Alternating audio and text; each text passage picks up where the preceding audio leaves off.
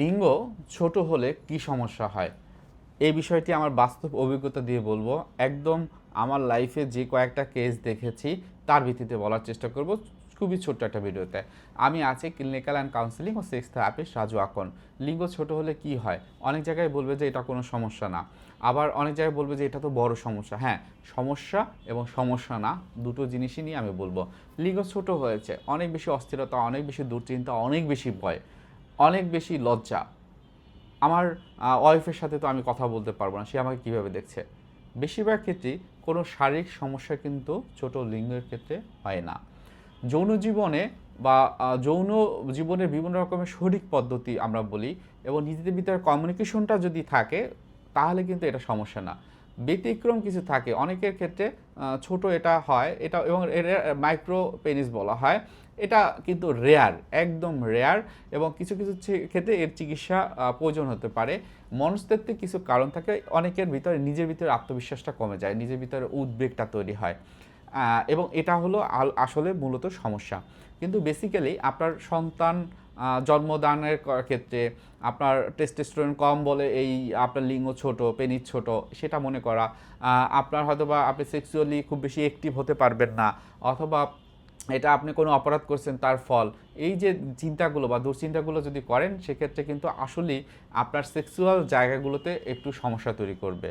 So এই ক্ষেত্রে যেটা হয় যে প্রফেশনাল যারা সাইকোলজিস্ট আছে, যারা সেক্স থেরাপিস্ট বা ক্লিনিক্যাল অথবা কাউন্সিলিং সাইকোলজিস্ট, তাদের কাছে শরণাপন্ন হতে হয়। আপনার অন্য অন্য যে স্ট্রেস হয়তো বা ট্রমা আছে, মানসিক আঘাত আছে, বিভিন্ন বিষয় নিয়ে আপনি দুশ্চিন্তা করেন তার কারণে হচ্ছে, এবং সেগুলোর চিকিৎসা আপনাকে নিতে হবে। অনেক সময় আরেকটা জিনিস আমি কমন দেখেছি আমার লাইফে, প্রথম যখন ঢাকা মেডিকেল কলেজে আমি যখন ইন্টার্ন করি, ঠিক ওই সময়টায় আমার কাছে একজন এসেছিল। সে রাতের বেলাতে হলো যে তার কি হয় যে সে হলো নাইট ডিউটি করতো, কিন্তু বিয়েটা খুব শীঘ্রই হয়, এবং রাতের বেলাতে সে যেহেতু বাসাতে থাকতে পারে না, এটা নিয়ে তাদের হাজব্যান্ড ওয়াইফের সম্পর্কটা একটু সমস্যা তৈরি হয়, এবং সেই ক্ষেত্রে এটা তার শ্বশুরবাড়ির দু একজন জানে, এবং সেটা নিয়ে তাকে কথা শোনায় যে তুমি হয়তোবা তুমি হলো যে তোমার সময় দাও না তোমার ওয়াইফকে। সো এটা আসলে খুবই খারাপ, এবং এই যে বিষয়টা যখন বলে তখন আসলে তাদের ভুল বোঝাবুঝি হয়। সে ছোটোবেলা থেকে মনে করতে আমার লিঙ্গটা ছোট, আসলে এটা হয়তো বা আমার পার্টনার, আমার ওয়াইফ মেনে নেবে না, এবং যখন এই করার কথা হয় তার খুবই স্ট্রেস হয়, আসলে সে তার সেক্সুয়াল ডিসফাংশন তৈরি হয়েছিল। সো এই বিষয়গুলো কিন্তু অনেকের ক্ষেত্রে হয় যে এটা নিয়ে কথা হয় এবং নিজেদের নেগেটিভ অনুভূতিগুলো শেয়ার করতে পারে না, এবং তখন তাদের ভিতরে সমস্যা হয়। সমস্যার সমাধানের বিষয়টা হলো কাউন্সিলিং ইম্পর্টেন্ট।